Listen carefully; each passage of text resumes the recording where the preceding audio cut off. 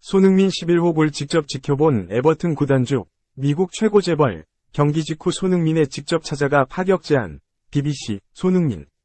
메시도 넘어섰다, 난리난 상황. 크리스마스의 대명사 손흥민, 30일 토트넘, 이 또 한 번, 손타클로스 위 면모를 유감없이 발휘했다.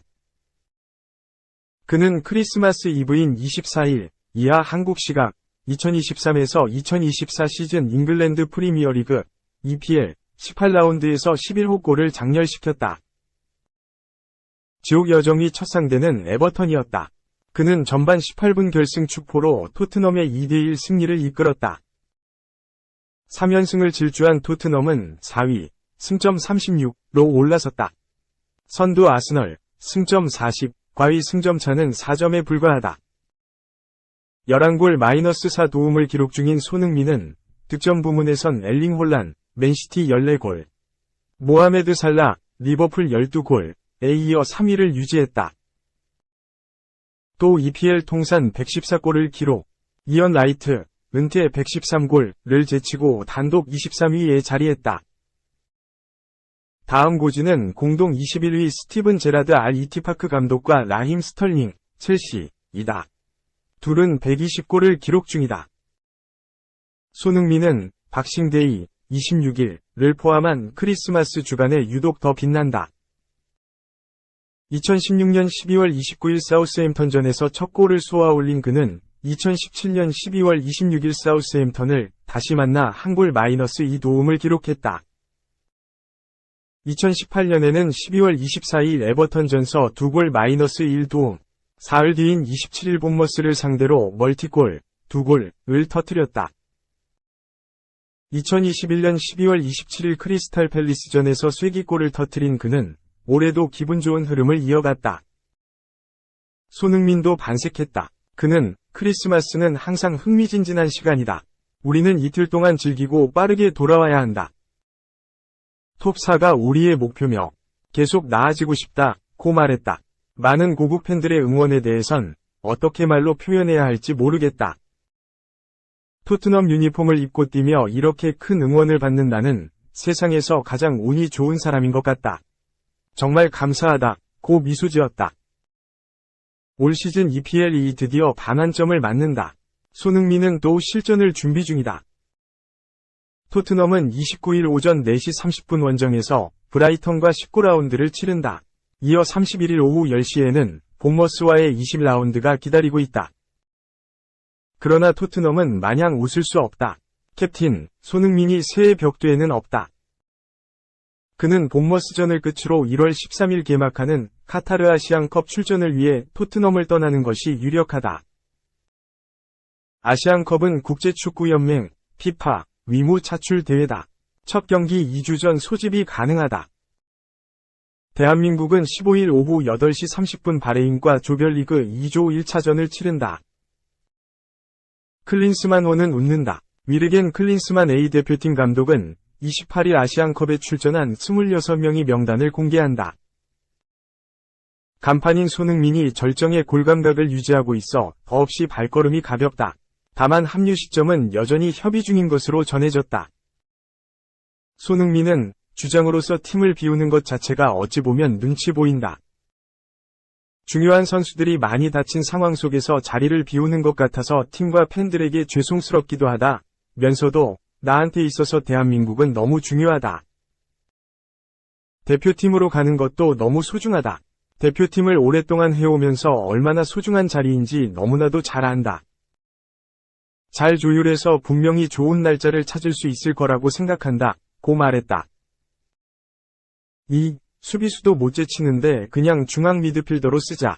윙어가 14경기 0골 0도움 오른쪽 화살표 팬들 극대노.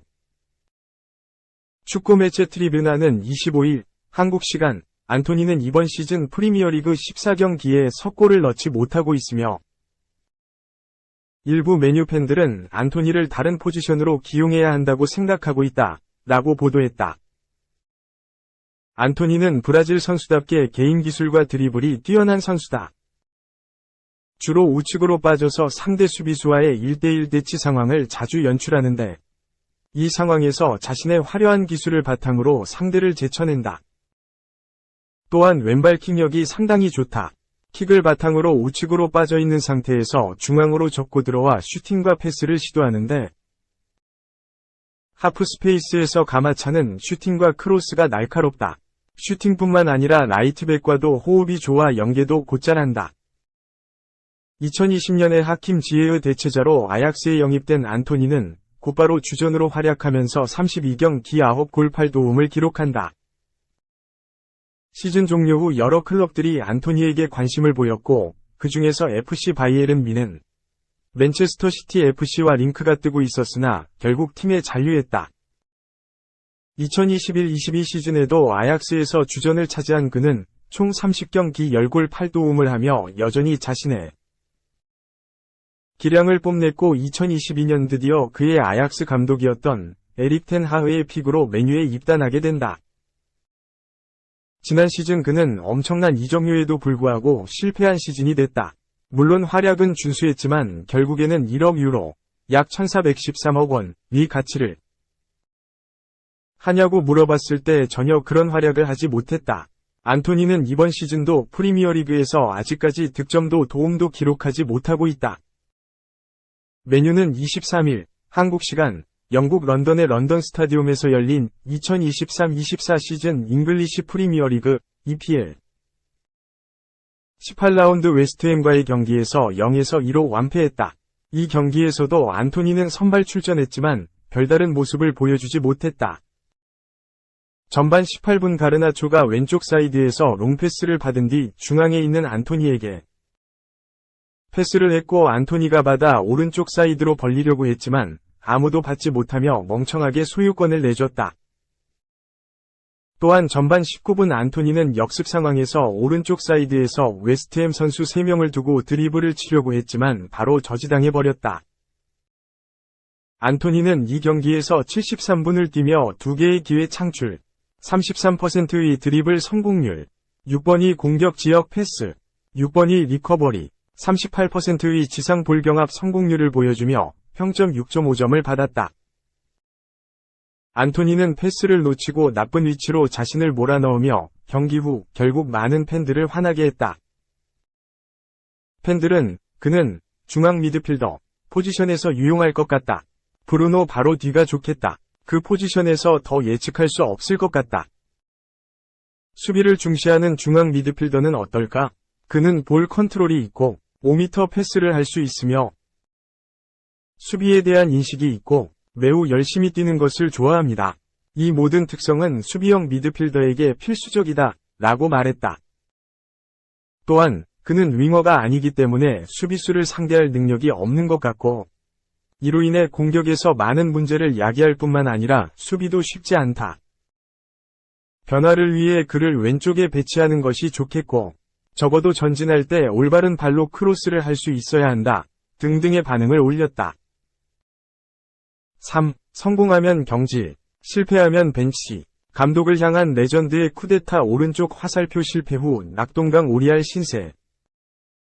독일 매체 바바리안 풋볼은 25일 한국 시간 클럽 수뇌부들은 감독을 지지하기로 결정했다. 이로 인해 쿠데타의 중심인 마르코 로이스가 어색한 위치에 놓이게 되었다. 라고 보도했다. 도르트문트는 현재 리그에서 최악의 경기력을 보여주고 있다. 7승 6무 3패로 5등까지 떨어졌고 1등인 레버쿠젠과 무려 15점 차이가 난다. 그리고 지난 21일 한국 시간 주장인 로이스가 쿠데타를 일으켰다는 보도가 나왔다. 이번 여름에 로이스의 친구인 테르지치 감독은 훈멜스와 로이스에게 주장직 반납을 대가로 재계약을 맺으면서 구단에 대한 신뢰를 보여주었다. 로이스는 이러한 조건을 응하면서 좋은 경기력으로 시즌을 시작하였다. 하지만 현재 최악의 전반기를 달리는 도르트문트의 몰락에 점점 흐름이 미묘하게 변하고 있었다. 로이스는 아우크스부르크전에서 후반 13분 테르지치의 악수를 보지 않고 받으면서 둘 사이의 관계를 직접적으로 보여준 바 있다. 이 이후 테르지치는 마인츠전 졸전을 보여주면서도 로이스를 벤치에서 투입하지 않았다. 로이스뿐만 아니라 그의 동료인 율리안 브란트, 그레고어 코벨, 니클라스 필크로크 또한 전술과 출전 시간에 대해 감독을 서슴없이 그리고 날카롭게 비판한 바 있다. 하지만 클럽의 수뇌부들은 감독인 테르지치의 편에 섰다. 독일 매체 빌트 보도에 따르면 테르지치는 마인츠와의 경기에서 로이스를 벤치에 남겨두는 등 이미 쿠데타에 대해 대응에 나섰다. 로이스는 백업으로 강등되거나 심지어 관중석으로 추방될 위협을 받을 수도 있다. 로이스는 독일의 유로 2024 명단에 오르고 보루시아 도르트문트에서 또 다른 계약 연장에 대한 희망을 여전히 품고 있는 가운데 감독의 그러한 보복은 잠재적으로 도르트문트 레전드로서의 그의 커리어가 끝날 수 있다는 것을 의미하고 있다. 그러나 라커룸이 이미 감독을 반대하고 있는 상황에서 테르지치가 그런 보복 행위를 하고도 무사할 수 있을지는 위문부호가 따른다.